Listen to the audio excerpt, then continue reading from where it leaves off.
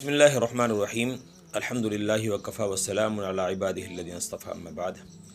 محترم ناظرین، رمضان المبارک کا تقریباً 19واں روزہ ہمارے آپ کے درمیان میں ہے، اور انشاءاللہ ایک دن کے بعد یعنی کل شام سے اعتکاف شروع ہو جائے گا، اور انشاءاللہ بہت سارے معتکف حضرات اعتکاف فرمائیں گے۔ اعتکاف کی بڑی فضیلت ہے، اور اعتکاف کرنے والے کے لیے اللہ رب العزت کے ہاں بڑا مقام ہے، اور یہ شخص ایسا ہے کہ دنیا کی طرف سے سب سے برطرف ہو کر سارے کام کاج کو چھوڑ کر یہ بہترین عبادت اس لیے قرار دی گئی ہے کہ آدمی ہر طرف سے روگردانی کر کے سب سے منہ موڑ کر صرف اللہ کے دربار پر آ کے پڑ جاتا ہے، اور اللہ سے مانگتا ہے، روتا ہے، گڑ گڑاتا ہے، اللہ ہوتا ہے اور یہ ہوتا ہے۔ بس 10 دن کا یہ سنت اعتکاف بڑے فضائل رکھتا ہے اپنے اندر۔ اسی لیے اعتکاف کی اصل جو تعریف ہے وہ یہی ہے کہ اعتکاف کے لفظی معنی ہے ٹھہرنے کے اور رکنے کے، اور اعتکاف کرنے والے کو کچھ مدت کے لیے ایک خاص جگہ پر یعنی مسجد کے اندر مرد اور عورت گھر کے خاص حصے میں جس کو اس نے اپنے اعتکاف کے لیے منتخب کیا ہوا ہے، ٹھہرایا ہوا ہے، اس میں رکنا ٹھہرنا، اس لیے اس کو اعتکاف کہتے ہیں۔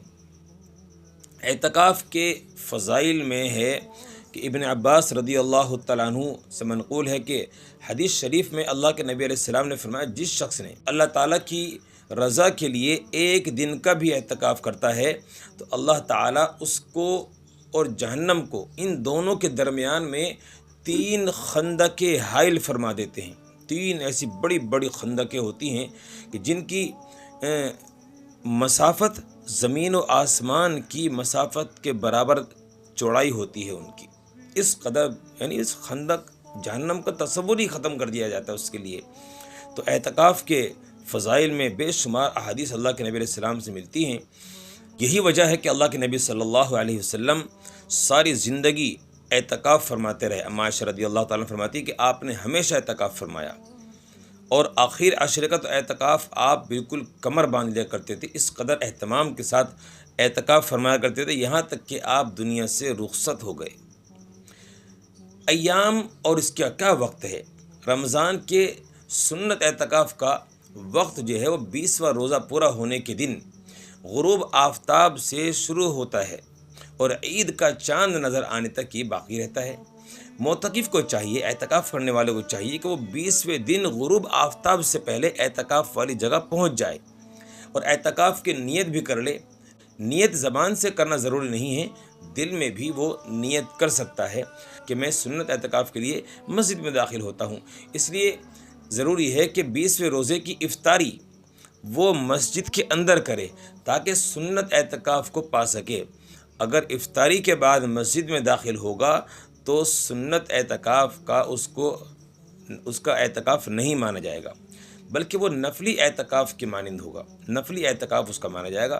اگر نفلی اعتکاف کرنا ہے تو اس کے لیے کوئی خاص وقت، کوئی دن مقرر نہیں ہے۔ 4 دن، 5 دن، 3 دن، 2 دن، 1 دن کا بھی سنت نفلی اعتکاف کیا جا سکتا ہے، اور سنت اعتکاف یہی ہے کہ اللہ تعالیٰ کی رضا کے لیے آخر عشرے کا 20ویں روزے کی افطاری سے پہلے ہم جو ہے اپنے اعتکاف کی جگہ پر پہنچ جائیں۔